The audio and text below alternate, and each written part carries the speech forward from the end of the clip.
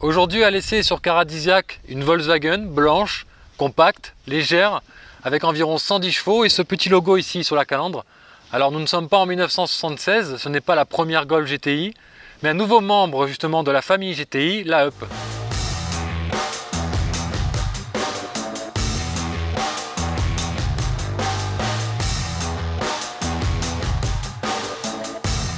Planquer le logo GTI sur la calandre d'une Up, une voiture aussi compacte, il fallait le faire. Volkswagen l'a osé avec donc le nouveau troisième membre de la famille GTI, après la Golf et la Polo.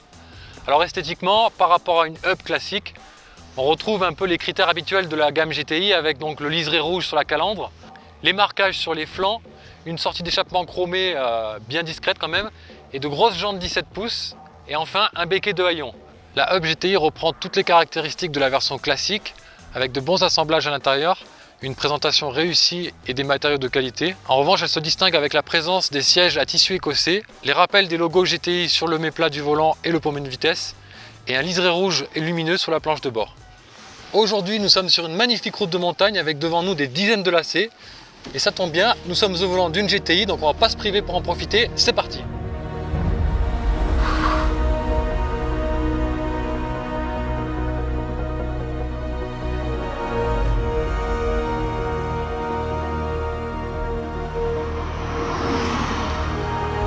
Nous sommes en 2018 et on peut se poser la question, est-ce qu'on peut encore s'amuser avec une petite voiture pas très puissante? La réponse sur cette Up GTI, c'est oui. Alors c'est pas un oui massif pour plusieurs raisons. On n'a pas de volant réglable en profondeur, donc une position de conduite pas très facile. On a un moteur surtout, ce 1 litre turbo de 115 chevaux, un 3 cylindres. On annonce un 0 à 100 8 secondes 8, ce qui est plutôt pas mal. Le gros problème, c'est les reprises. Et dans les relances, dans les petites épingles, c'est clairement assez faible. On a du mal des fois à relancer au point qu'on est obligé de repasser en première dans les épingles très serrées. Par contre, le gros point positif, c'est le châssis. On a des pneus en 17 pouces, des freins surdimensionnés, on a des amortisseurs qui sont réduits de 15 mm par rapport à une Up classique. Ça donne une recette qui est évidemment assez intéressante sur une voiture de ce gabarit. Donc c'est une semi-sportive, quelque chose d'amusant au quotidien, mais pas une vraie sportive. Certains d'entre vous l'ont peut-être déjà deviné.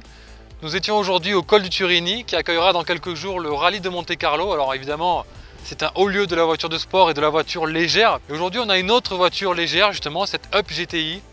Alors, est-ce qu'elle usurpe le terme GTI? Oui et non. Non, dans la mesure où on a quand même une voiture plutôt amusante, assez facile, et peut-être même un peu trop facile. Et oui, dans la mesure où elle manque de caractère, clairement.